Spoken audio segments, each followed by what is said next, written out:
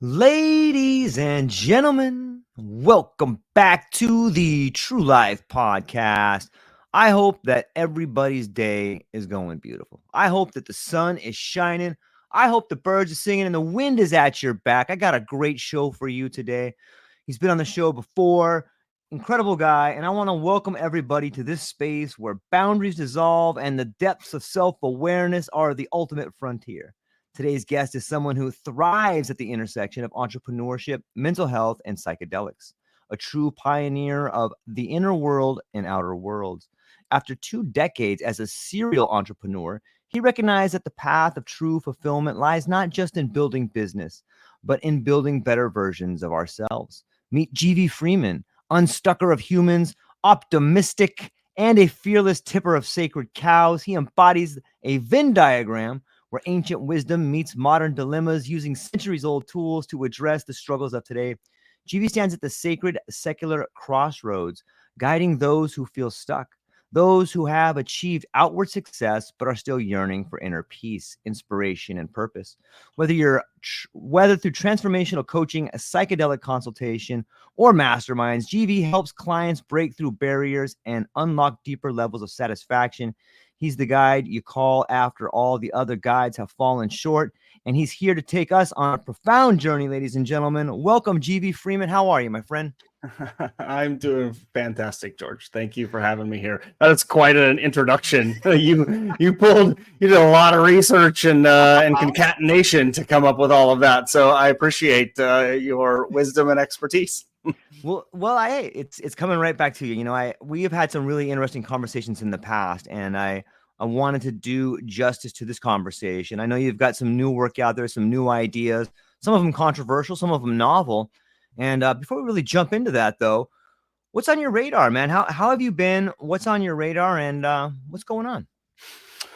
Well, how I've been has been as usual in this kind of work. It has been mountains and valleys, to be sure. Totally. This year has been a pretty wild year. I started this upcoming project, which we're going to talk about, called Healing with Psychedelics. I started it last November, about a year ago.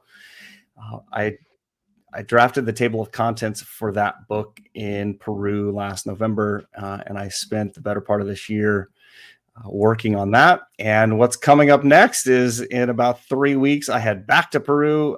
Myself and some folks are going to go down there and do some deep work. I typically spend a month in Peru in November down there with my teachers. So that's what's on the horizon. And then when I come back, we go into full swing of publishing and marketing this book and seeing what happens. So, yeah, what was it like? What was there something that this book or these ideas that have come to you is the process like, okay, here's some new ideas that I've been thinking about. They're finally catalyzed. They're finally ready to go. How does that process look like for you? So it's important to remember that I spent almost 25 years in corporate, and Right. I spent most of those years in technology. My original degree is computer information systems. I have realized over the years that my brain sort of is a systems thinking brain. So I take a whole bunch of information, and I've done this a couple of times before. My first book was called the SaaS Field Manual, and I essentially did the exact same thing. I had spent a number of years helping and mentoring founders of tech companies who had no idea what they were getting into when they built a software company. They thought that it was just it's sort of the field of dreams. If you build it, they will come. And that was not how software worked. And there were so many people who just were missing so many pieces of the puzzle of starting a company. So I wrote this first little 80, 90 page book, and I handed it to entrepreneurs and said, here, read this. It'll take you a few hours. At the end of this book, you're either going to say, yep, this is for me, or you're going to say, oh, hell no. Like, this is way more complicated than what I thought it was. That is what essentially has happened over the last decade with Healing with Psychedelics and the framework that I put together for this. Because what I realized was there's so many people that are wanting to do this work, and there's so many places for information, but there was no easy to follow path or container that held all of this information in like a reasonable way. I have to be honest, 80% of the content that people are going to find in this book, especially those that are experienced in the field, they're going to look at this and say, well, duh, like I know that. And that is absolutely true. And the problem is that most of the time we learn all of that through enormous amounts of trial and error, through enormous amounts of like seeking online and reading blog posts and research studies and all sorts of stuff. So what I did was I used the same kind of methodology. I took a whole bunch of topics, I put them into big buckets, and then I name those buckets and I write about them. So that's essentially what we did. It's basically like designing a big, giant psychedelic website. Yeah, it's the deeper you go, the bigger it gets. And I find myself sometimes thinking about, even things that people who read about psychedelics, especially people who do a lot of them, think that they may understand. Microdosing is one of those on some level. Like everyone I know has experienced macro dosing, micro dosing, but I can still see how in today's world, it's beginning to catch a certain type of fire that may not have been caught before. And it seems that microdosing is spreading out through the world and maybe reaching people it's never reached before. I recently read a blog post of yours. It had some kind of interesting ideas about the relationship between microdosing and coaching. And I kind of wanted to put you on the spot here and see and if you could just hash out some of those ideas with me. Well, thanks for starting a fire with the second question. I would say that there's only been 2 posts that I have ever created or published on LinkedIn that have caused quite a ruckus. And this was one of those posts. In fairness, it started with a researcher from the Imperial College of London who published a paper that was discussing the success rate of microdosing. And he all but said, there's a good chance that microdosing might not work as well as we thought it did. And research shows that a lot of this is the placebo effect. And my very flippant, in all honesty, my very flippant comment on his post was, I look forward to the day when microdosing coaches are irrelevant. And holy shit, did I upset the apple cart in the psychedelic landscape, at least those on LinkedIn. I don't know today. Like there is some more research that has come out. This was probably a year and a half ago. There's some more research that has come out that does give a little more credence to microdosing. And I know people who have received enormous benefit to microdosing. So if it is a practice that you're interested in, right, and you feel like it is legal enough in your jurisdiction to try it, feel free to do that. My problem is not with microdosing and the outcomes that come out of it. My challenge that I offer to people is, and this goes for psychedelics and microdoses or macrodoses. If you remove the substance, would you still work with this person? So the way that I kind of frame it is, don't necessarily work with a microdosing coach, work with a coach who might use microdosing. It's a subtle shift, right? But when you place all of your eggs in the basket of microdosing, that you're missing a lot. So find a coach who actually knows what they're doing. Find a coach who can take you to where you want to go and knows the path, and then let microdosing be the tool that widens your window of tolerance. Whether it does or doesn't, if you believe it does, great. And you will get more positive benefits if you believe it does. But it doesn't, in all honesty, it doesn't require a coach to use microdosing. There are 50 journals online that you could probably buy pretty inexpensively on Amazon that will teach you how to microdose. It's not a complex process. So to all of the microdosing coaches out there, I honor the work that you are getting. I honor the outcomes, the positive outcomes that you are getting from your clients, but take ownership of your coaching ability and like let the microdosing do whatever it's going to do, but don't focus on the substance. Focus on the quality of the content and the coaching and all of the work that you're doing with that human. So I don't know if that's what you wanted or not, but I brought it up because I feel like the same thing too. Like, I'm not against, on some level, I'm for a lot of the world of psychedelics. Like, I want to see change. I want to see people find a way to become the best versions of themselves.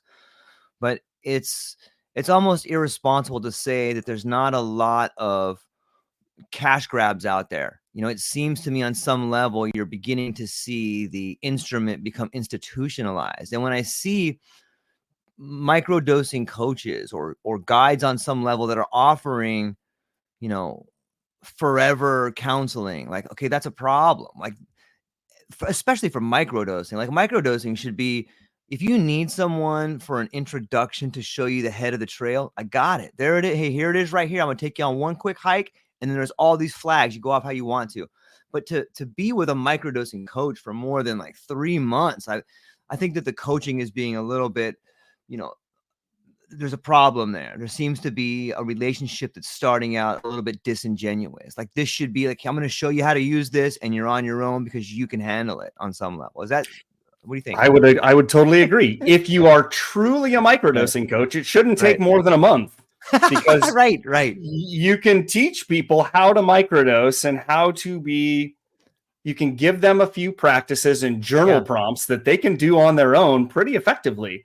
But after you have taught the basics of microdosing, you're no longer a microdosing coach anymore. Right. So at that point, become the coach that you really are destined to be. I think there's a huge number of coaches out there who are doing amazing work with their clients, but it's not solely related to the microdosing. It's the work that as coaches, we are trying to get clients to move into these deeper and deeper realms that create ongoing sustainable change and transformation.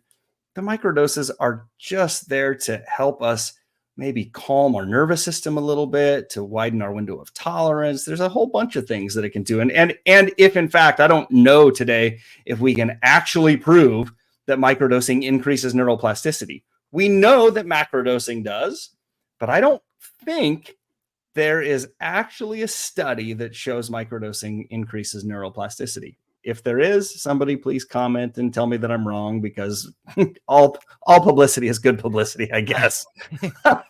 Yeah, it's true. I've always found that the macro dose is where the change is, and that the micro dose is on some, they seem to keep those tendrils of ideas connected on some level. So if you have whatever your strategy is, for me, it's been some pretty big doses, and then I'll use a micro dose to stay in tune with the frequency with which I've been kind of guided on that level. But it's interesting, and I know it works for different people in different ways.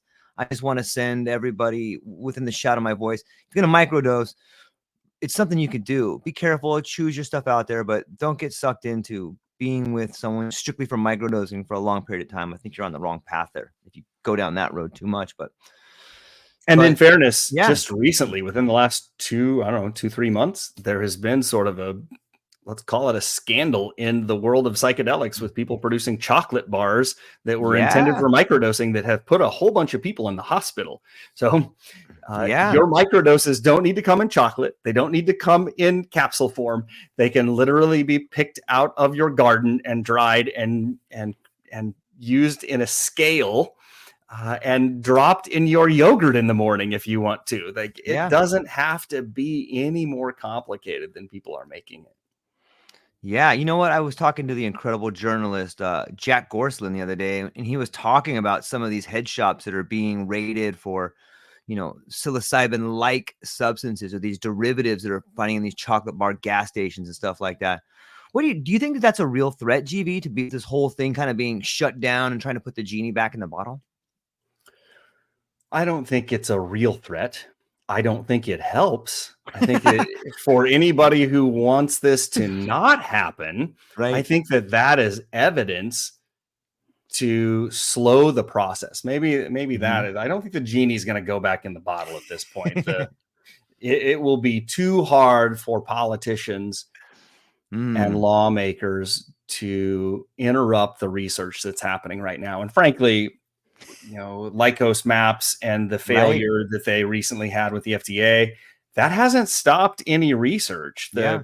The research is continuing. We know that these things work, but it will definitely slow the process down. So I think that the commercialization, the fast commercialization of all of this in some ways has slowed it down. I think that we're, in the Gartner hype cycle, we have reached the peak of it. Maybe MAPS 2020, the conference, psychedelic science conference of 2023 was maybe the Right. peak of inflated expectations in the hype cycle.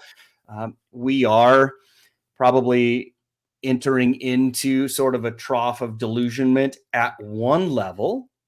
At the marketing capitalistic level, we have now fallen into or are entering into a trough of delusionment. But I will tell you, there's been people that have not changed their practice, not changed their offering throughout this entire course, throughout this entire last 3 or 4 years of hype. There's a lot of folks that are doing the exact same thing they're doing today as they were doing yesterday, and it hasn't changed. Yeah. On the topic of that, I can't get away from this idea of like power dynamics on some level, GV. Like the idea of whether it's gas station chocolate or it's the Maps and Lycos debacle that kind of happened. Let me ask you this question. Is it possible to have a thorough relationship in guiding people? Like how do you as an individual deal with attraction and power in non-ordinary states of consciousness? I know that's kind of a big question, but I think it's relevant. Attraction and power in altered states of consciousness.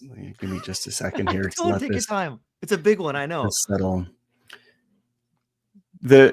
What I started to write down was the word Aini in Quechua, Ayni, is roughly translated to sacred reciprocity. And to translate that even one step further, sacred reciprocity is this idea of today for you, tomorrow for me. And I think that when we're in all of these relationships, sacred reciprocity must be the foundation that we're building upon. I think of a lot of this, what you just referred to, as the difference between givers and takers. Capitalism, late stage capitalism, and our culture today tends to focus on extraction. We extract as much value as we can from a lot of things and a lot of cultures.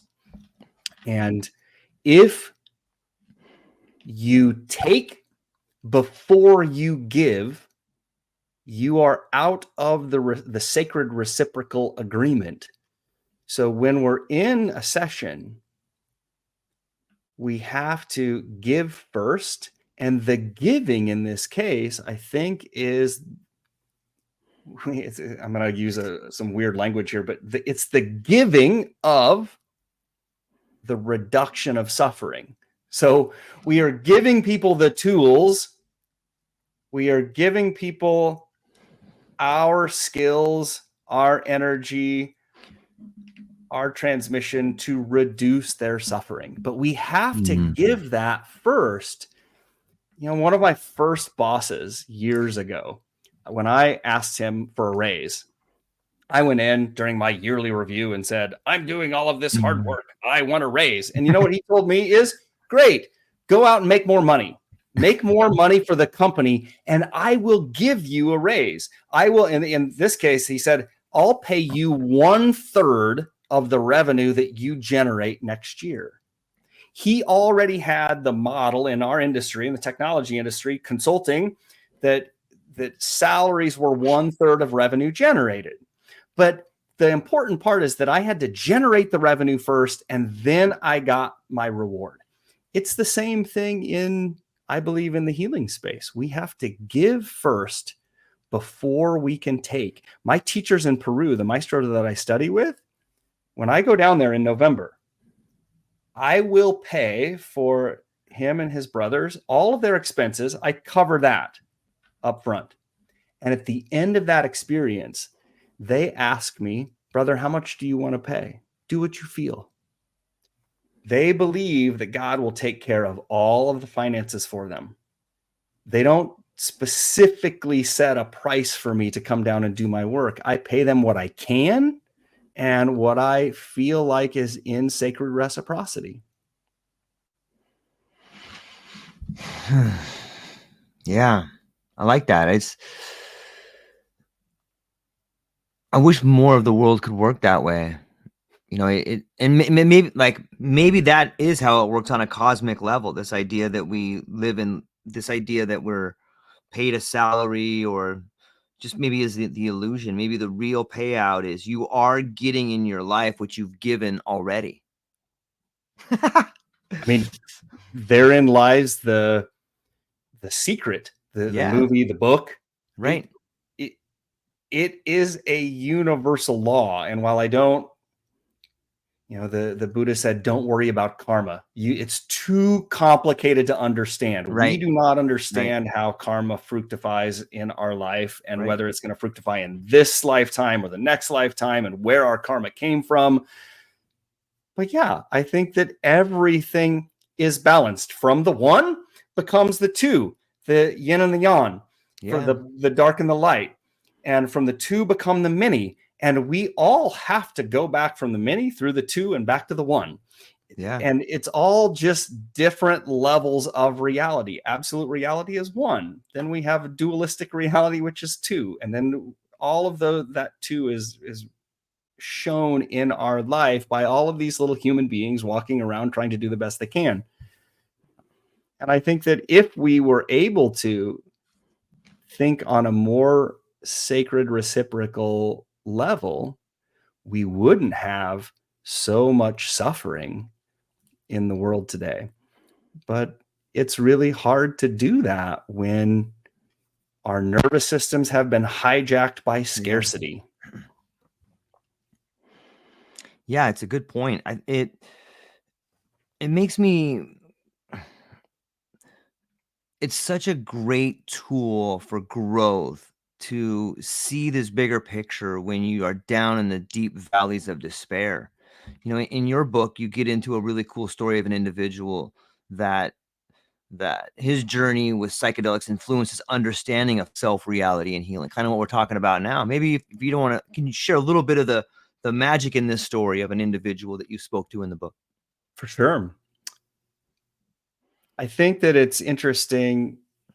There's a couple of interesting parts of his specific story. Okay. And one is that it evolves the concept of like the psychedelics being a silver bullet or a magic pill, and that we take this thing, we do this journey one time, and all of our problems are solved. But what happened to him is that in his mid-50s, he began suffering from treatment-resistant depression that was so severe. And he, if I'm not mistaken, this individual got his undergrad at Stanford, his MBA at Harvard, and he was in the finance world, and everything was going great. He had a few kids, he had a loving wife, and then in his mid-50s, this depression set in, and he didn't know why. Nothing significantly changed in his life. Now, what we came to realize later is that for at least 2 or 3 generations in his family, his mother and his grandmother, and maybe his like great-grandmother, uncle, somebody had all had this happen. And they had all begun to suffer depression in their mid-50s. And I think there's a book called It Didn't Start With You that talks about epigenetic trauma. And he came to me to start doing some of this work, and he had tried pharmaceuticals and they somewhat helped, but the the side effects were really intense. So he wanted to try and find a different way. And for his path, it was a one-on-one psychedelic experience first, which was then followed by 2 or 3 group experiences. And after that, it was followed by some really intense coaching work that we're still doing today. He and I work on a weekly basis, and it incorporates a lot of concepts from Advaita Vedanta and from Buddhism and from many sacred traditions. But what he realized is that so much of his thinking was distorted. Mm. And as he began slowly uncovering and learning the truth, his depression began to subside. And today, he would tell you that he is living a better life than he was living before the depression. And he is so incredibly grateful, which I would tell you is a part of his practice. Is the gratitude practice that we have incorporated into his work has been profound for him. But it took multiple experiences, and it took dedicated work in integration and what I call activation to actually implement these changes into his life. And as a result of that, he has adopted psychedelics as a practice, not as an event. And the practice of that, combined with a lot of deep integration and activation, have totally changed his life for the better. Yeah, I like the word that you use, activation. And in your recent writings, you have put together a lot of newer things that I haven't seen before, particularly around integration and the ideas of like the healing with psychedelic cycle. Like maybe you could talk about, first off, what was it that made you come to these sort of new ideas? Was this something that you saw maybe wasn't working anymore, was not working in your practice, was not working in your life? Was it just an addition that came to you? It's like, you know what, this will work better if we added this in there. Can you tell us about that trial and error and how this came to be? Well, it goes back to this idea of systems thinking. Okay. And it goes back to my experience, both doing my own work and also helping the members of our church do their work. And then I think it culminated. I wrote a book in 2021 it was just a short book. It started off as a blog post that then turned into a thing called the Psychedelic Field Manual. Right. And that was the beginning of this book. Right. Of the beginning of the new book. And really what I did was I came up with all the topics that I wanted to talk about. And in the marketing world, there is a concept called card sorting. So if you were creating a new website, you would actually create an index card, whether it's on paper or online, but you would write a topic down on an index card. And then you put those cards into piles. You group them into piles of similarity. So you have all of these cards, you stack them into piles. And when I did that, I took all of the topics that I thought needed to be addressed in psychedelics for beginners. Mm-hmm. I took all those topics, I put them into piles, and then I named those piles. And those piles then ended up becoming what I now refer to as the psychedelic safety wheel. And there's if you think of a circle with 12 different vertices or axes, I guess, that start from the center and move out to the outside, that is the psychedelic safety wheel. And for anybody who is experienced with psychedelics, none of this is inherently novel. So I don't claim to take credit for, let's say, 80% of this content. I think I'm taking credit for the ability to put it in a usable format. But right. If I just went through them roughly, that it starts out with benefits, then it looks at risks. Psychedelics do have risks. They are albeit low, but they do have risks.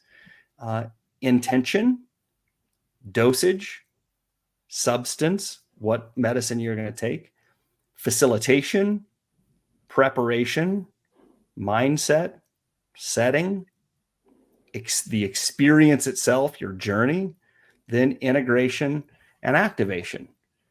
Those 12 buckets hold just about everything a seeker needs to be aware of. And the other part of this that I think is really important is there's so much emphasis right now being put on the guides, the facilitators, the clinicians. All the responsibility is being put on these people to manage all 12 of these aspects and to keep seekers safe in an ethical way. And I think that's a mistake. We are pumping, there are 150 plus psychedelic training companies out there right now, pumping people through certifications. Yeah. And a lot of these people do not have any psychotherapeutic background. They've not been trained. I worked with researchers, clinicians whose only psychedelic training before they were serving 25 milligrams of psilocybin to their research participants was going through holotropic breath work. That was the amount of their training.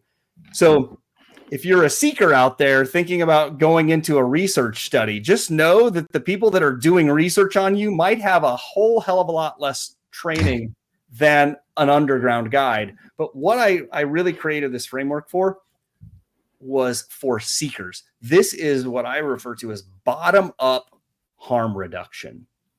Rather than placing all of the responsibility on the guide to manage the whole process, what I think we should start doing is educating the population that says, hey, if you want to come do this work, great, come do it. But buyer beware. You do more work, you do more research buying a washing machine on Consumer Reports than you do with a psychedelic facilitator or doing a journey down in Peru. Right. And I think we need to swap where the responsibility lies. For sure, the facilitator has a lot of responsibility. But as a seeker, if you're going into brain surgery, or mind surgery, as the case may be, you should probably do a lot of research. So, sorry, that was a big, long-winded answer to a very short question. No, it's beautiful. And I think it's relevant. When I lived in Hawaii, so many people would come to Hawaii and just stay in Waikiki. Like they would fly, they'd pay all this money and they would go to Oahu and they would just stay in Waikiki and never leave. Like in some ways, I think that it's that sort of surface level tourism that we're seeing in psychedelics. Like you are on some level by going someplace, you're already getting leverage on yourself to have a change in your life. Like, okay, I'm going to do this thing. So you go to a brand new area. All of a sudden, you have a change of scenery. You have a change of heart. You have a change of attitude. So while the medicine will work there, it's important to understand that, if you do the work yourself and you start analyzing and looking at all these different dimensions of measurement that can change in your life, and you know what? You can go right on your website, Gv. You have so much free content on your website. That's one thing I love about it. You can go on to get free manuals, free meetings. Like there's so much cool free stuff on your website. We should go check it out in the show notes. But yeah, I think that's a big part of it. You don't need to really go outside of yourself when you can go inside yourself and begin this journey on some level. And that's what I think that this in this new book, like you're really hammering in, like, look, it's right here. If you want to begin this journey, here's all the things you can do right now. I think that is something that seems to be counterculture. And I know that's kind of a roundabout way of saying everyone right now is commercializing and certifying. Hey, go do this, go meet these guys. Just do it yourself. Here it is right here. And then the teacher will show up and then you'll know what it is you want to look for in order to solve the problem that may be unique to you, instead of just going and getting the McDonald's of transformation. That's exactly right. Most people start their transformational journey with the body. Usually the body is one of the first places that we see dis-ease. Yeah, I like so that. weight gain, high blood pressure, things like that start to pop up first. So we start eating healthy, we go to the gym, we try and change our physical appearance, our physical body. Then you're running on the treadmill one day and you're listening to you're listening to the True Life podcast, you're listening to Brene Brown, you're listening to something that is like, I learned something new today that helps me explain why I eat the way that I do or why I think the way that I think. Now we have moved into the mental body. So a little subtler than the physical body. The mental body is our thoughts, our knowledge, our wisdom. From there, then people say, huh, I am starting to recognize that I have a pattern that when this person says this specific thing to me, it makes me mad or it makes me sad. Now you start moving into the emotional body. Again, a little more subtle. And this is where we start seeing a therapist or we work with a coach. And typically where people are going to for psychedelic work. Like the psychedelic work tends to originate when we start noticing maladaptations in our emotional body.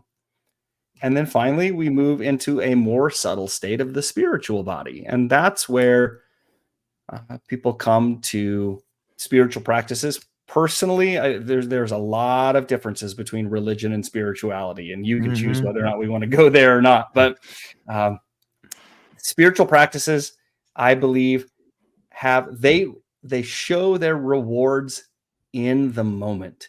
Religion has a tendency to push the rewards off until we die. Religion says if you do good now, you'll get your just dessert once you leave this human body. Spirituality promises that we get our rewards now.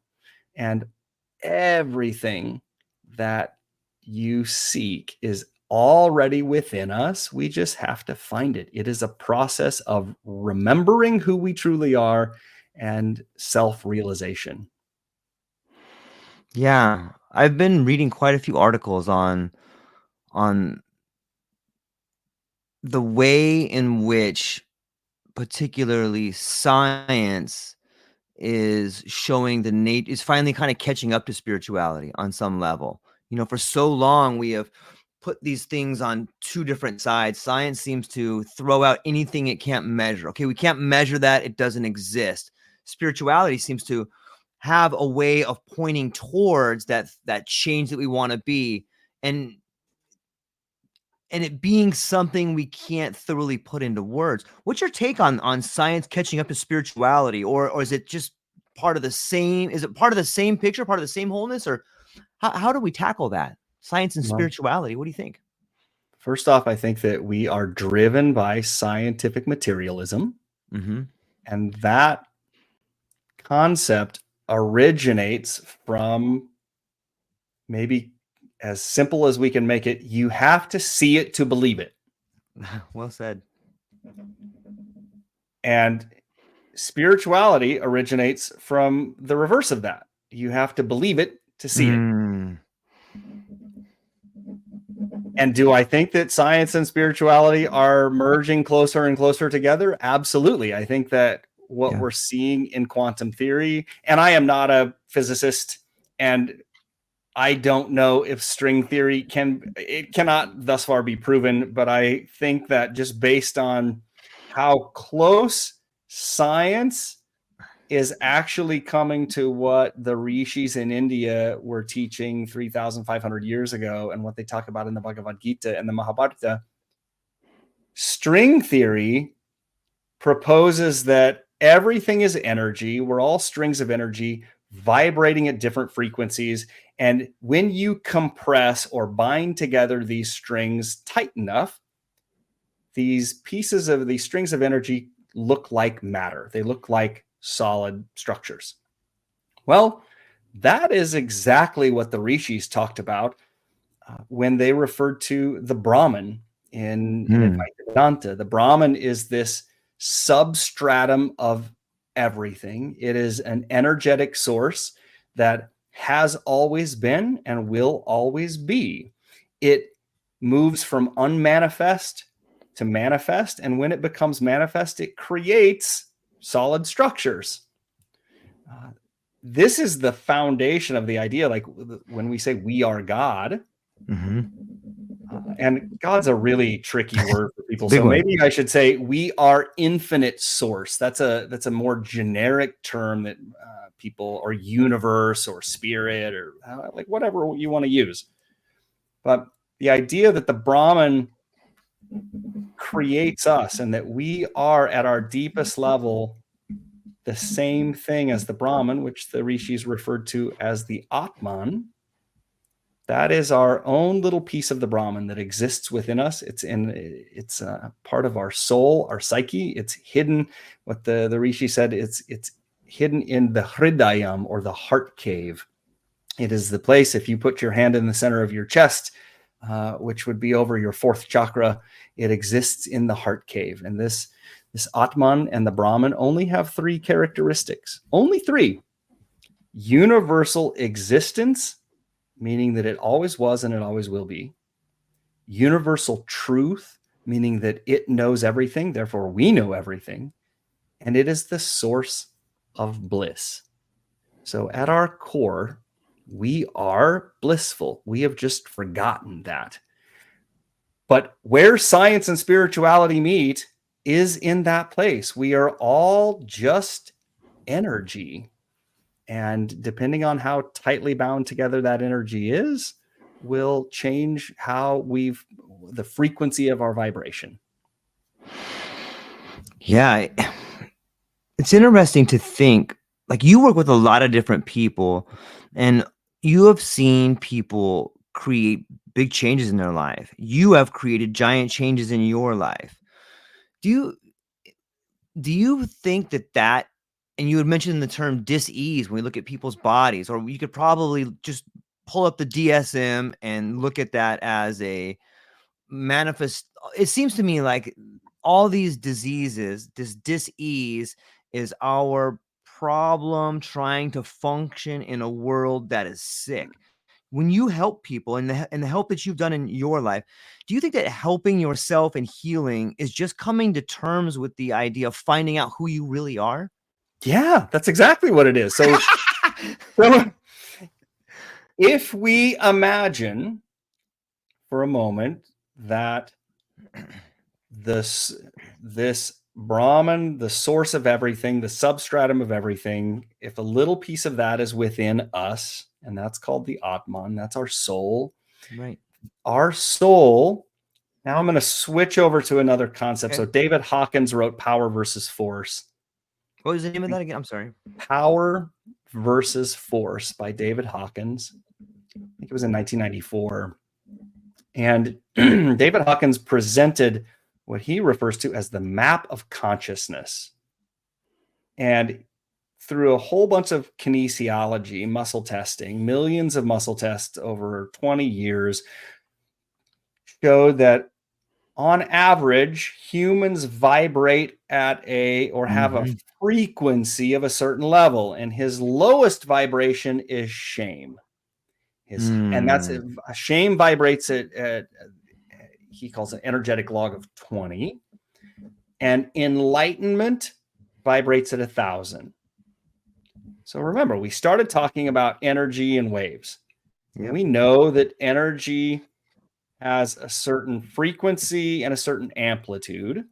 So if we look at the average vibration of ourselves, we are vibrating at an average rate. The most suffering that I experience in people are those who vibrate at a level of 200 or below. So this is shame, guilt, apathy, grief, fear, desire. So when all of that stuff is just extra residue that has been, all of those low vibration frequencies are just residue that we have collected over the years. And some of it was handed to us, karma from a past life. Some of it we create in this life. Some of it if we had led traumatic or neglectful childhoods, we hold a lot of this low vibration residue. Healing, we need nothing to heal. You need nothing new to heal. You only need to release what is not you. Because you, at your deepest level, at self with a capital S, vibrates at this pure Satchitananda enlightenment level. And all we need to do is get rid of everything that is not that. That's what in Advaita Vedanta, we call it neti neti. We figure out not this, not that. We figure out everything that is not us. Everything that is not us, we can let go of. And then what we are left with is us, is the self. And the self is pure bliss. So healing is just remembering who we are from the very beginning. We just forgot. That's what they called Maya. It is the grand illusion.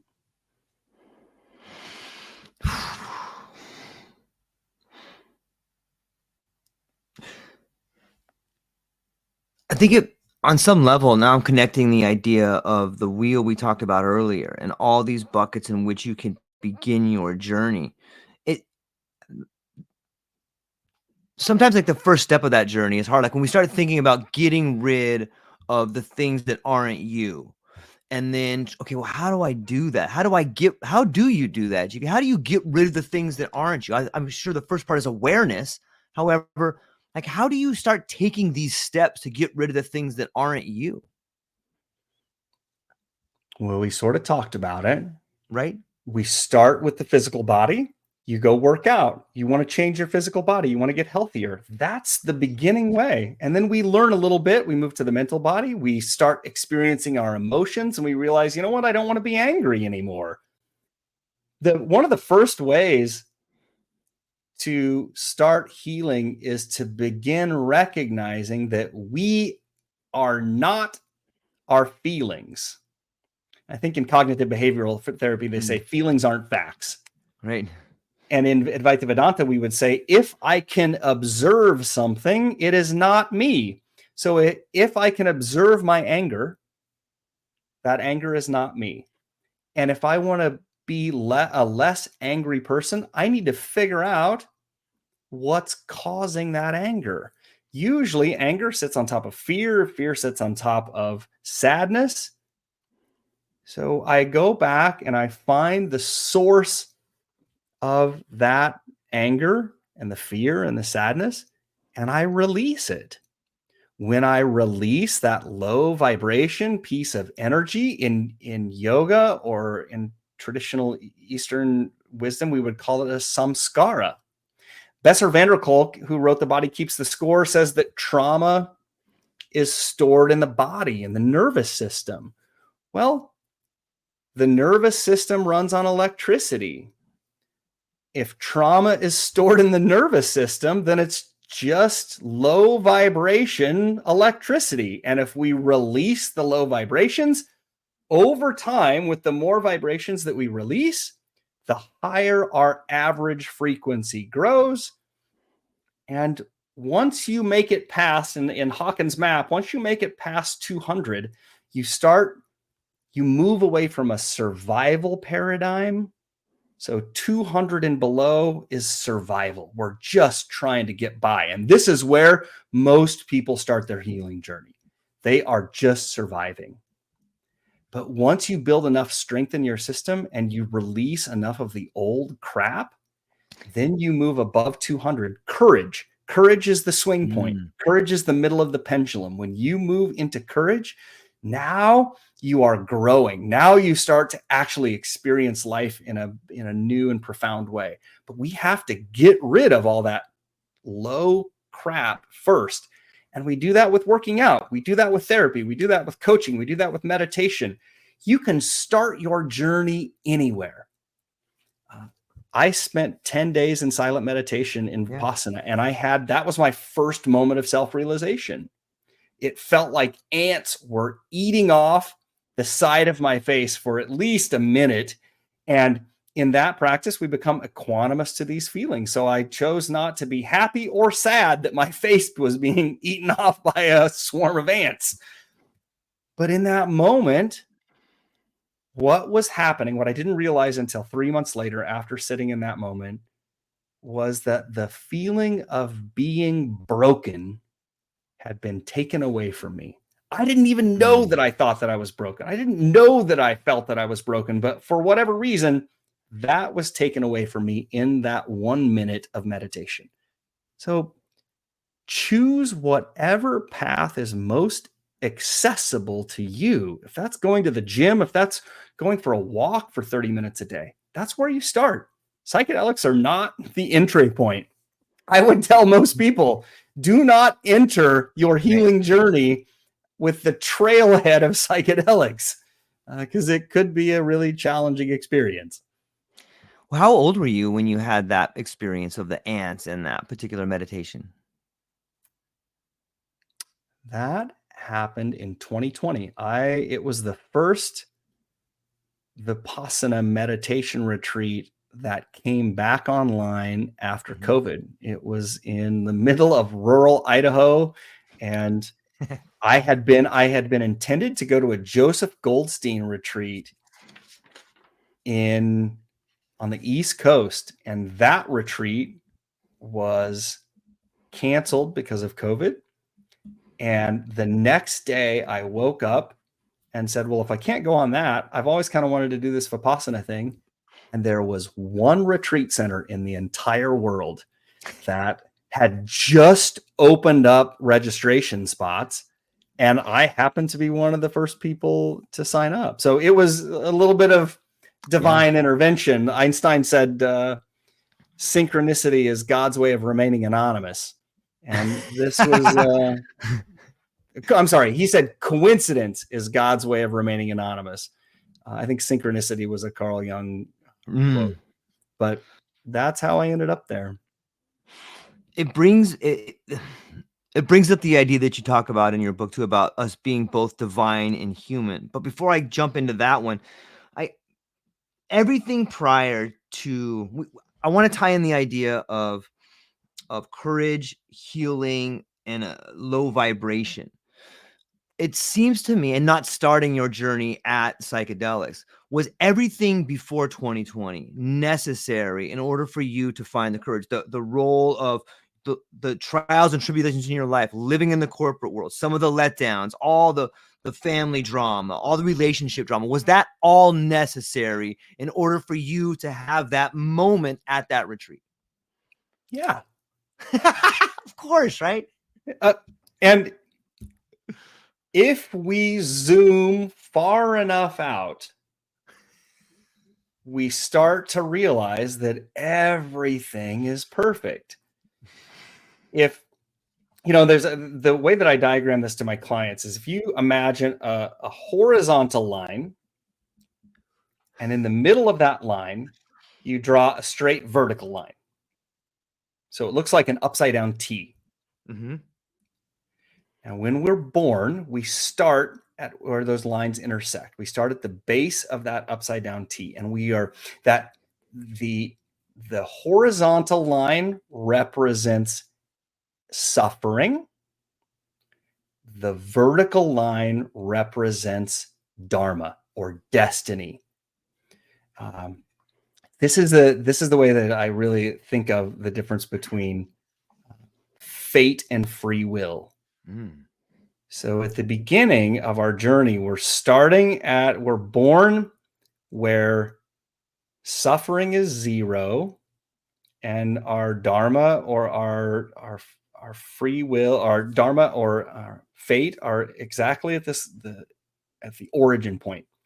And for about 3 years or so, all we can do is just be ourselves. If we're hungry, if we want something, we cry. If we're happy, we laugh.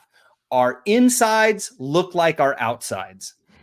We have not adapted to the world yet. But then adaptation starts. Our ego begins to form, and we begin adapting to the world. And depending on our primary caregivers, we may adapt very well to the world, or we may adapt in a really challenging way. We may have to adopt behaviors that keep us safe or that get our needs met. Now, what happens over time is that your path in life veers off of this vertical line. The farther you veer to the right or the left of this center line, the more your suffering increases. This is free will. We have a relative free will. I don't believe that we actually have free will. We just have the illusion of free will. Because if I act in alignment, if I knew my Dharma, if I knew my Atman, if I knew my true self from the very beginning, I would only do what is in the best alignment with my true self. But that's not how we live. We go out like there's the, can I say naughty words on this podcast? Please feel free. There's a great graph. There's a great graph that shows a graph of the more you fuck around, the more you find out. Yeah, totally. So the more we fuck around, the farther our free will line veers off of the Dharma line. And then we hit a point where life gets really hard.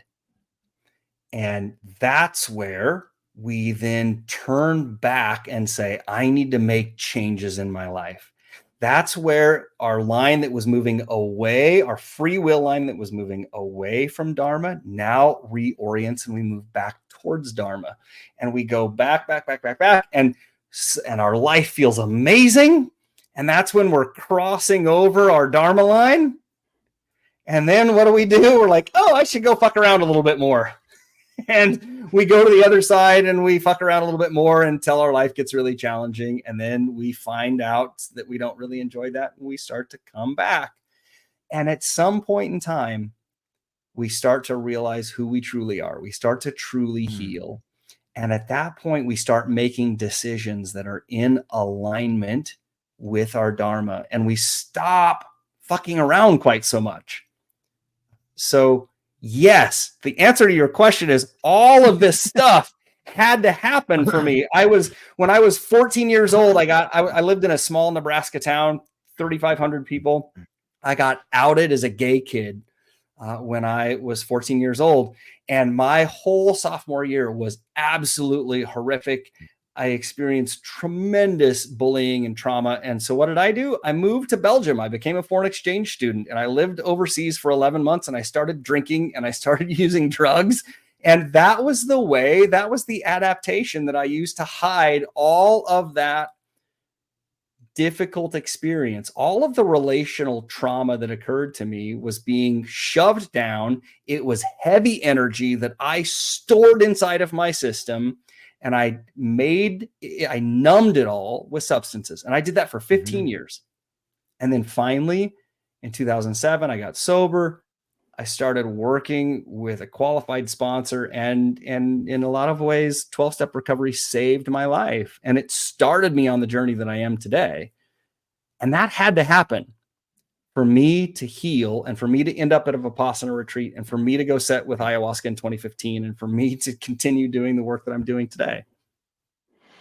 It's all perfect. Yeah, I think that sort of explains the idea about being half divine and half human, or maybe you, like, that's a really well put. I think you could put on, I think there's a little bit more that you have in the book. We don't want to give away everything, but is there anything else on that particular topic of being half divine and half human that you want to talk about? Really simply, the Brahman, the Atman, right, is our divinity. It's always inside of us. We pack on all of this trauma, all of this nervous system dysregulation, all of our relational issues that we've had through life. All of that just shows up as shame and guilt and anger and fear. And it's all just residue waiting to be relieved. Here's a really great analogy. Think of a fishbowl. And the fishbowl itself, the glass bowl, is our body. And the water inside the bowl is our mind. If you don't clean that fishbowl, the sides of the fishbowl, they get dirty, they get algae, stuff gets caked on. Again, fishbowl is the body. It's pretty easy to clean the sides of a fishbowl. We can see where that algae is and we can reach our hand in there and we can scrub it away. That's like going to the gym. But now the water is more challenging. Over time, if you have fish in that bowl, or even if you put the bowl outside, dirt is going to collect in the bowl. And over time, the dirt in that water filters down, settles down to the bottom of the bowl, and it creates this layer of sediment on the bottom. I think of this layer of sediment as our unconscious mind. We don't have access to our unconscious. It's down there. It's where all this low vibration trauma is stored. And over time, if we don't clean the bowl, it gets thicker and thicker and thicker. But there's always a little bit of dirtiness that's floating around in the water. All we have to do to heal is find a filter. And filters can be made of all sorts of things. Filters can be going to the gym, they can be therapy, they can be coaching, they can be meditation.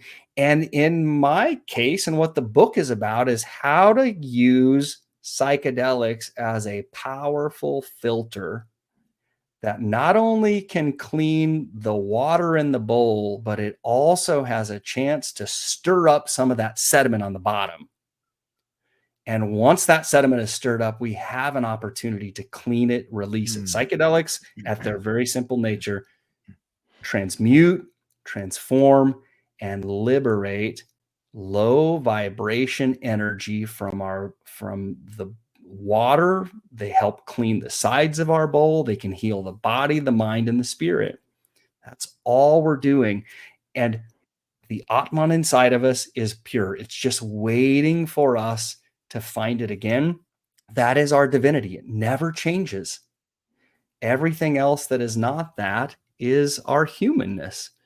And the closer we can make our humanness resemble the divine, the better our lives get. We can enjoy our lives more with less residue, less dirt in the water. Yeah, it's it seems a lot of people just medicate the fish. Yeah, that's exactly right. Let's just like this, the fish gets sick. There's algae and bacteria in there. The fish gets sick, so we give the fish some drops, and we like here, fish, drink this medicine, and it doesn't ever clean the bowl. That is the pharmaceutical. That is modern medicine today. It is the modern medical complex.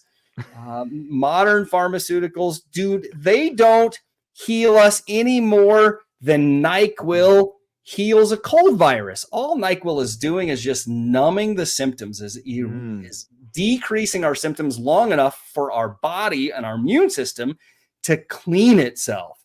But our body can't clean by itself. It cannot clean all of this trauma. We need help to do that. And most of the time, that help does have to come through another human being. It has to come in relation. If we are injured relationally, we usually have to heal relationally. So you can take psychedelics alone, but most of the time, the healing that we receive comes through the interaction with another human being. So if you're seeking a facilitator, since we've talked about the map of consciousness, I would tell you, always find a facilitator who is vibrating at a higher frequency than you are. Never sit with anyone who is sitting at a lower vibration than you. And ideally, you want to sit with a facilitator who understands and vibrates at a level of love or higher, because that's really all you're trying to do. You're just trying to remember that you are bliss. You're trying to remember your divinity. Why do you do it, GV? Like, why do you want to help people? Like, what is it that rings true to you about helping people? Because after 20 plus years in corporate America, thinking that I was going to be the CEO or chief marketing officer of a tech company, infinite source, the universe, smacked me upside the temple with a frying pan and said, this is not what your dharma is. Every action, every job, every marketing plan, every brand refresh that I did was filling up my bucket of external satisfaction and validation, and was doing nothing to nourish my soul.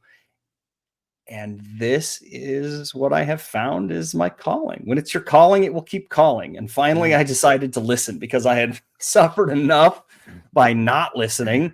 So why am I doing it? I think it's because I think, at least with the level of consciousness that I'm operating from today, and that changes every day and it could change tomorrow. But today, I was asked to help relieve the suffering of others. I'm not doing anything, to be sure. My teachers in Peru always remind me, we work for our clients, but we always serve God. So in the Native American tradition, they call it the hollow bone. I'm simply providing the structure, a safe and stable structure for people to come do their own work. And if Infinite Source chooses to work through me, awesome. But everybody is doing their own healing. I'm just there as the spotter. Yeah, that's really well put. I was speaking with Dr. Stewart yesterday, who spends a lot of time in palliative care. And a lot of what you're saying echoes some of our conversation about people who find themselves trying to live a more meaningful life, have often come in contact with something greater than themselves, whether it's sitting with someone who's dying, whether it's getting to the peak of the corporate ladder and then realizing this fucking thing's up against the wrong wall. What have I done? Maybe it's losing a relationship, but it's these giant traumas in life that give us the courage.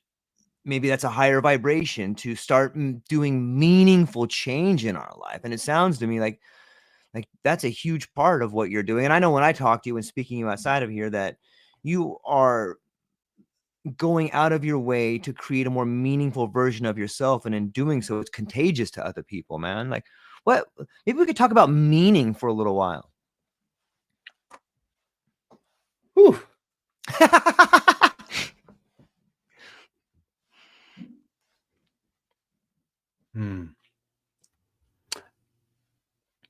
Well, this is hard. This is really hard. And I'll tell you that I spent the better part of a decade, 18 years, starting with recovery, through lots of therapy, through lots of inside work, yoga teacher training, Peru, all sorts of things. And I spent almost 18 of those years not knowing who I was and what I was supposed to do. I was doing things that felt good, but I had no awareness of that. And last May, I was sitting with ayahuasca and I heard the medicine say to me, "You are love." And it was like I knew that was not a thought that I had. It was not a conscious thought from me. I would have never said that about myself. But when I heard it, something felt true. And the moment that I was willing to believe that, a process in the medicine started that felt like cellular surgery that lasted a good couple hours and was probably one of the most intense medicine experiences that I've ever had. I've had one since that time, which was equally as intense, that involved some surgery. But meaning, what I have come to realize for me is, if my Dharma tells me that I am love, then anything, any action, any word that I say, any judgment that I make that is not coming from a place of love is out of alignment with my Dharma, with my true purpose. So that's what meaning means to me. And all I'm doing today, I screw up all the time. I undoubtedly said something on this podcast that is probably going to not feel loving to somebody, here's how I look at meaning, or how I help my clients understand meaning. If you think of a Venn diagram, one bubble is success. I believe that we do have to feel successful in our life in some way. Another bubble is inspiration. We have to feel inspired to create something, to be inspired at our work, inspired with our family, inspired by creative pursuits, whatever that is. But success, inspiration, and the last one, which is really the most important, is enjoyment. This culture is so focused on working hard now for some future payoff. And in reality, we don't know what's going to happen tomorrow. I have a client who 6 months ago experienced the death of his son. And one day his life was great. And the next day his life was horrible. And he had no idea that was going to happen, but I can tell you that he would probably live his life different had he known. So success, inspiration, and enjoyment. If you're not enjoying your life today, if you're not at least trying to enjoy your life today, you're doing something wrong. That's why we're here. When you combine success, inspiration, and enjoyment, where I think the center of that Venn diagram is freedom. When we live a life of freedom, so many things happen for us that we don't have to worry about. There's a sort of a phrase in the Tao that says, we are the maker of music stands, but we make no music stands, and all music stands are made. When everything happens, but I don't have to effort to do them, that's when I'm living my true purpose. That's when I'm living a life full of meaning. That is a beautiful answer. I just got to take a minute to think about that.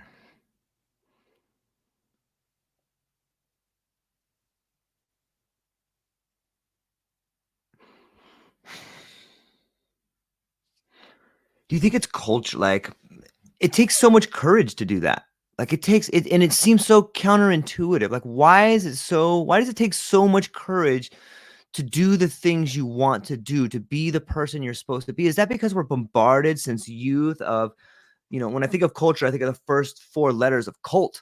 Like, we have all these preconceived ideas, like, be this, be that, you're not enough, be this person, look how pretty they are, they drive this car, do you want this person? Like, are we just bombarded with so much distractions that the signal gets blotted out by all the noise? Yeah, it is purely cultural indoctrination. I have a theory. There is no proof to any of this. So what I'll share here is just personal opinion at best. But we have a culture built on power, money, and control. Yeah.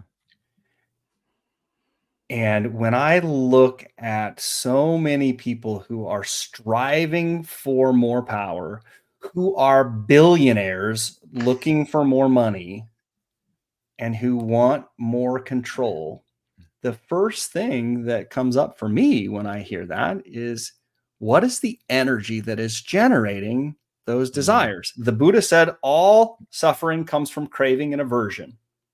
So we crave more power, we crave more money, we crave more control.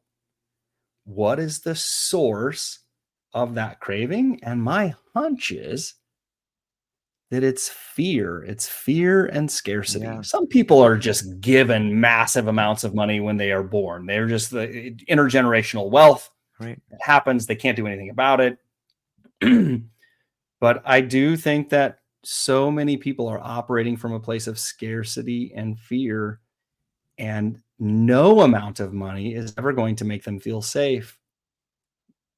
But when you are educated, when you're too rich, you're too pretty, and you're too smart, you don't have to heal. So you don't have to let go. If you can just buy everything that you need to mask your discomfort, to numb your discomfort, there is no need to heal. Our brains have gotten amazing. We stitch together discrete moments of happiness to make it feel like we're happy. So we go out, like if you're thinking about a night out, you talk to your partner and say, hey, let's go on a date night. And they say, yeah, that's great. Let's do that. So you go out and you eat a nice meal. And in the middle of that meal, you're feeling so wonderful and you're eating this beautiful steak and everything is great. But then when the meal starts, like you're halfway through your steak, you're like, oof, the steak's almost gone. Dessert. So you notice your level of enjoyment starting to decrease. So we add it. We go to the next thing and we look at dessert. And then after dessert, we're like, oh, what's going to happen next? And you think about, well, we go for a nice drive. Okay, let's go for a nice drive. And that nice little drive bumps you back up again. And then you start to sink again. And you're like, well, maybe we'll go home and we'll go to the bedroom. And each time we're stitching together this discrete moment of happiness that starts to fool our brain into thinking that we're happy. But the reality is, if we're generating happiness through outside sources, they will always go away. But when we can start generating through inside sources, through connecting with our divinity, they never go away. We're really good at two things in this culture. We're good at addition, adding things to make us feel happy, or thickening. So, I'm going to take a bath. Oh, a bath would be great right now, but a bath with music would be even better. Or a bath with candles would be even better. How about I add someone to the bath? Now that's even better. We thicken this experience to increase our perceived level of happiness. And at the end, the water all goes down the drain, the candle gets blown out, and now we have to start all over finding that happiness again. This is how our culture, our consumer culture, has created our thinking. We have been trained and indoctrinated to think this way since we were about, well, I'll say early middle school or elementary school, when we start having to test for college and get good grades because we need to change our future in some way. But a lot of people are being indoctrinated into this far earlier than that in their families. Yeah. Yeah, it's interesting to hear it put that way, but I agree 100%. When you look at your trajectory, GV, maybe this switches back and forth, but do you feel as if something is pushing you or something is pulling you? You know what I mean by that? Like sometimes there's a force of like a wind beneath your wings, but sometimes there's this idea of a great attractor, the same way a marble finds its way to the bottom of the bowl if you drop it. What do you think on the difference between pushing and attracting? Yeah, and the old way, I feel what comes up for me first is the old way of life, my corporate way of life. Something was always pushing me. Something was always demanding that I do better, that I make more, that I achieve more. Today, something is very much pulling me. I don't have to effort at all anymore. I'll be honest. When I moved from corporate to solopreneurship, the first 18 months was probably the most difficult 18 months of my entire life because nothing was pushing me and it didn't feel like anything was pulling me. And I did not yet have the trust in my system to trust source, to trust that infinite source to give me exactly what I needed. That 18 months was hard. And it taught me a lot about trust. And today, I'm trying to decide if I should say this out loud. I'm going to, just because it's the truth. And that's all I can do is speak the truth. I'm going to knock on wood to say, I've not actually worried about finances for a couple years now, because I know that that source will bring me the clients that I need to pay the bills. I'm not a rich man. I don't have an enormous amount of extra in my life, but I've also never gone hungry, and I've also never gone without a roof over my head. And I thank the doctors and source for that.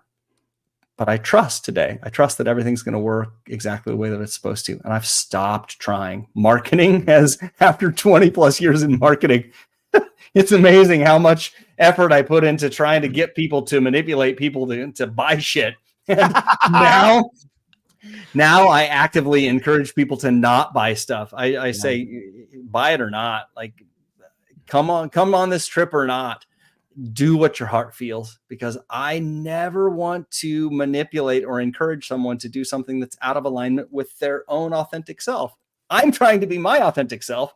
I should be trying to get everybody else to be theirs. And if I'm manipulating someone, then I am going against their dharma. And that is bad karma. If I have the intention of trying to make someone do something that's against their dharma, that will create bad karma for me to resolve. And I'm done with bad karma. I've had enough of that. Yeah.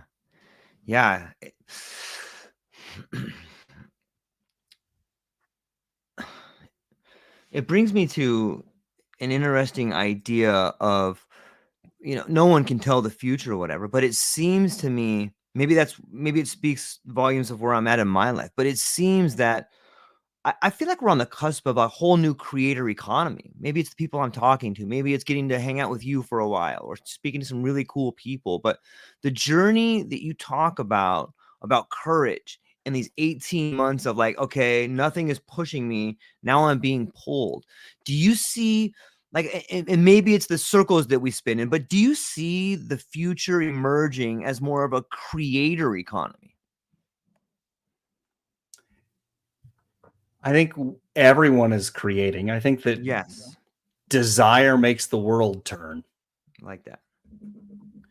And we're all creating, but there's a lot of people that are creating from their adapted self, not their authentic self.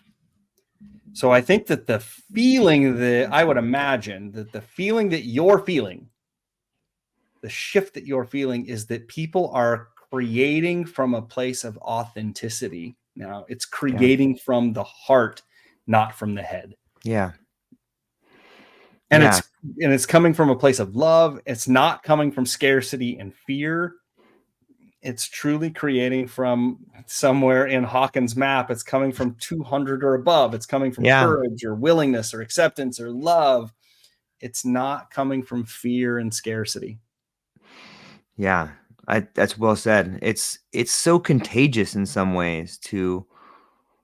And maybe that's the idea of that great attractor at the end of time, or this thing that's pulling us towards. It's also pulling things towards you as you're moving forward. It feels like it's pulling these ideas, these thoughts, these people, this potential towards you on some level. It's kind of intoxicating. In yoga, they talk about the yugas. There's 4 yugas. We're in the Kali Yuga right now, which is it's this period of time when it's our darkest age. And I think they say that the yugas are 400,000 years. Wow. So I don't know where we're at in the Kali Yuga right now, but I do feel, I don't know, I would like to say that we're coming to a tipping point. There's a lot of people that are focused on consciousness a lot now in the way that they were focused in the 60s. I think it's interesting. If you look at a 1967 Corvette and a 1980 Corvette, you will see the influence of creativity and psychedelics in our culture. And I think that Richard Tarnas did work with Stan Groff, and he looked at archetypal astrology.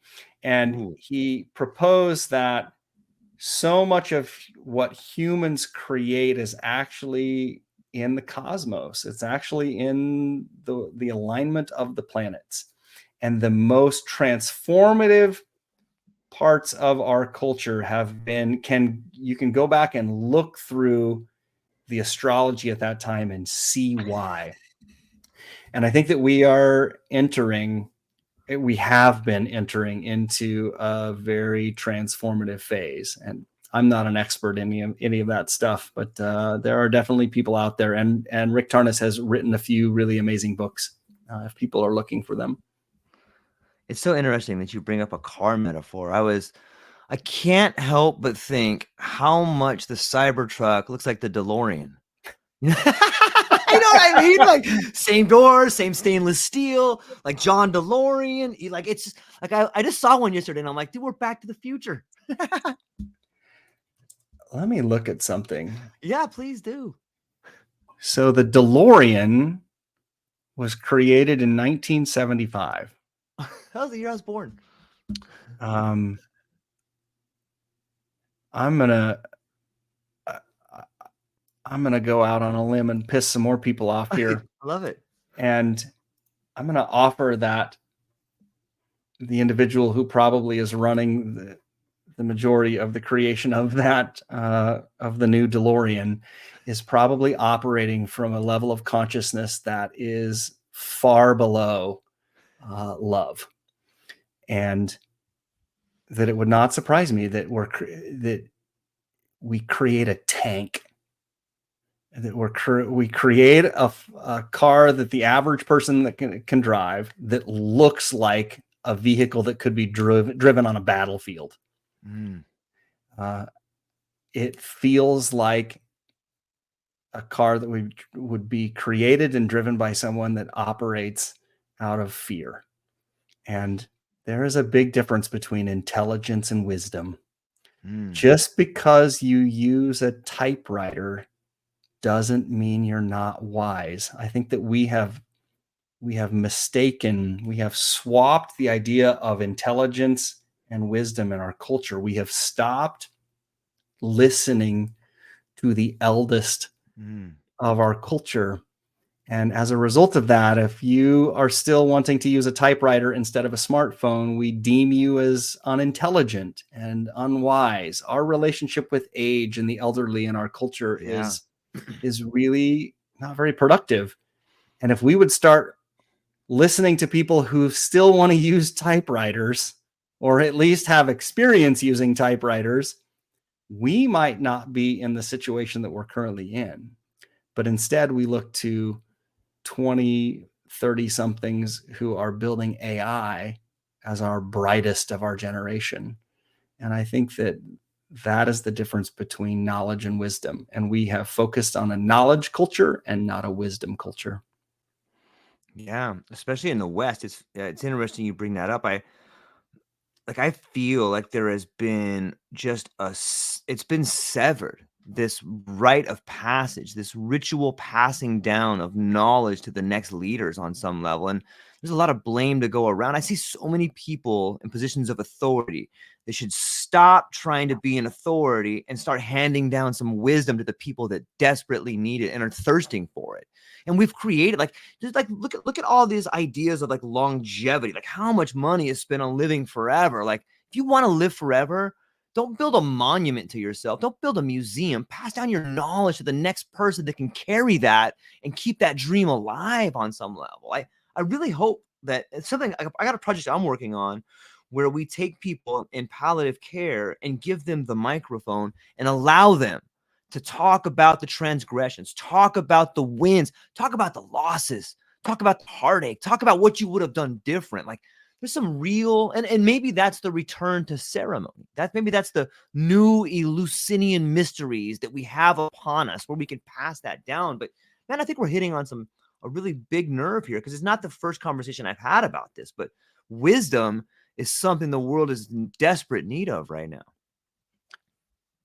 You bringing up rite of passage, I think, is a really, really important thing that we've never had in it's hard to say the West, because I think that even in some Eastern countries, rite of passage has also started to diminish, but it's probably a little more profound. Like, of course, the bar mitzvah, the quinceañera. Yep. Those are rites of passage, and there's The residues of rites of passage.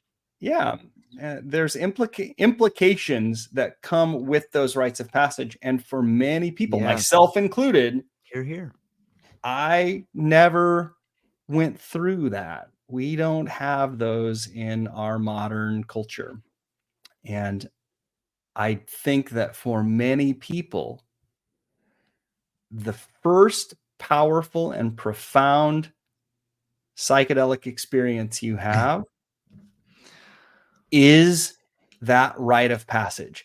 It is literally where before that experience, your consciousness was focused outward on achievement and power, control, and money. And then something happens. You touch fire for that first time. And your consciousness, rather than being focused outward, shifts, and we turn our consciousness inward. It is literally a returning towards the self. And when we make that change, you cannot unring that bell. Once you fall onto the path, however you do it, you can't ever get off the path anymore. This is what happens when people show up at they show up at Burning Man, taking a couple grams of mushrooms for fun, and they have some amazing, powerful self-realization moment, and they have a hard time integrating that experience because they weren't really thinking that 2 grams of mushrooms or a couple hits of LSD was going to make them meet God. And when we meet God coming around the corner in an unexpected way, it's sometimes hard to integrate that kind of experience. And sometimes we don't want to be on the path. And that's even harder when you don't accept your responsibility to start honoring your Dharma. The universe will put up every resistance that it can to show you how you're supposed to be living. I can't think of the guy's name. It's going to kill me. But as a gentleman I follow on Twitter who's big on AI and SaaS, and he had all these investors, and he just had this moment where he came out. He's like, "I'm not doing this anymore." Like, "What are you talking about? You're not doing this anymore." And he's like, "It's meaningless." All the investors like, "What the fuck are you talking about? You know how much money we got on here?" And he's like, "I can't do it. Sorry." Nope. And it's like it's that exact touching of fire. It's that exact. And this is why people say, "Hey, be careful." And this is why some people don't ever do drugs. Don't ever do this. Is like, look, you may have a boundary dissolution, returning, life affirming, explosion in your life that you cannot unsee. This awareness that blossoms in you that allows you to see things, or the moment of clarity that happens sometimes in a program, like, oh my God, I see it. You can't unsee it ever again. It's beautiful and terrifying at the same time. You mentioned another word that I think is really important, or maybe a concept of legacy. For 100 years, we have been focused. So many people have been focused in handing down a legacy that usually includes wealth of some kind, wealth or property. Yep. And I like to talk to my clients about creating a legacy of wisdom. Like, if you think of the legacy as children, your children, or the difference that you're making in someone else's life, the wisdom that you're passing down, let that be your legacy. Focus less on what you own and focus more on what you give, coming back to our sacred reciprocity. That feels like a really good way to transition out of this body into my next body. You also mentioned you have this big, powerful moment. This is that you can't unsee the thing. Yeah. And this is where, if you're considering psychedelics for the first time, especially if you're considering ayahuasca or DMT, 5-MeO specifically, these medicines can sometimes open up these really powerful experiences. And we can see things and we can receive messages that sometimes are hard to decipher. And I think it's important to remember that the medicines speak in metaphor a lot. So when the medicine says Yeah. you need to sell your house, liquidate your 401k, and build a retreat center in Costa Rica because now you're supposed to be a shaman serving ayahuasca, like slow your roll on that one. Like if that's the message that you got, I say the bigger the change, the longer you have to wait to put the message into practice. So small changes, 30 days. Big changes, getting a divorce, selling your house, like moving to Costa Rica and quitting your job, wait 90 days and see if you still feel the same way. But I like to think of this like I was a DJ for 15 years before that was like the peak of my addiction years were spent on Carnival Cruise Lines as a DJ for 2.5 years. I had a lot of fun, but I got paid to keep dancers on a dance floor. And good DJs, when they're doing it right, you never really know when one song starts and another song stops. So good club DJs could play for 4 hours and you never hear a break in the music. And they're really good at mixing out one song and mixing in another song. Nobody would stay on the dance floor if you just hit pause and cut one song and started another song from scratch. And I think that this is a really good way to think about integration and activation after psychedelics is you don't just want to cut your life off and start a new life. Slowly mixing out the tune of who you thought you were and slowly increasing the volume on who you want to be or who the medicine has shown you to become is a much safer and stable way to go about change, sustainable transformation. Don't go to a psychedelic journey and come out of it with a New Year's resolution to say, I'm going to be a new person and I need to lose 100 pounds and change my life. There's way more effective ways to incorporate this, the new learnings into your life. It's so well said. I love the transition there. Gv, we just did an hour and a half like it was 5 minutes. And I feel like I have like a million more questions. But this is just this happens in all our conversations. And I feel it's the mark of a great conversation. I'm super thankful, man, to get to talk to you and spend some time with you and read some of the new things you're writing. And for everybody within the sound of my voice, I would encourage you to go down to the show notes and just go to Gv's site, check out what he's written. There's so much free material there that is worth reading and understanding and can show you different cool things. But before I let you go, Gv, where can people find you? What do you have coming up and what are you excited about?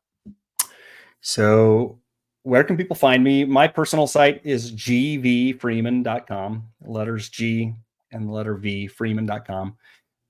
Where I would tell people to start heading more so than that is psychedelic.iq.com. The book, if you're interested in the book coming out, the book will be launched the first week in February right now. It's called Healing with Psychedelics. And it's really a practical guide to safe and sustainable change. Psychedelic IQ, we're also launching the second season of the Psychedelic IQ podcast. That'll probably come out in December.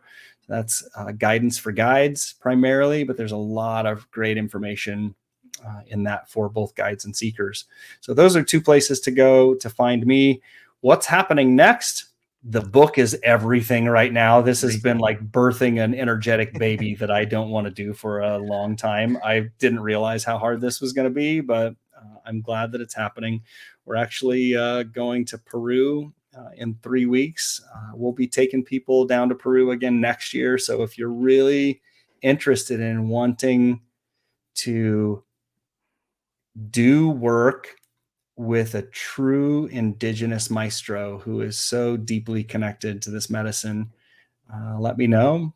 It's a beautiful experience down there. We spend a couple of weeks in the mountains. We spend a week in the jungle. We take a little jaunt to Machu Picchu, 2 medicines, Wachuma and ayahuasca. So any of that, if that's interesting, please reach out. And if you're stuck and you want to get unstuck, the work that I do is coaching and psychedelic work. And those are really great ways. So if any of that calls, just reach out. I'm not going to sell anything to anybody. Yeah, it's beautiful. Thanks to everybody who's participating. I'm just now getting my Rumble feed coming in from Apple Eater with Rome. What's up, Rome? Thanks for hanging out with us for a little bit. Thank you for spending some time on the new platform that I got over there at Rumble.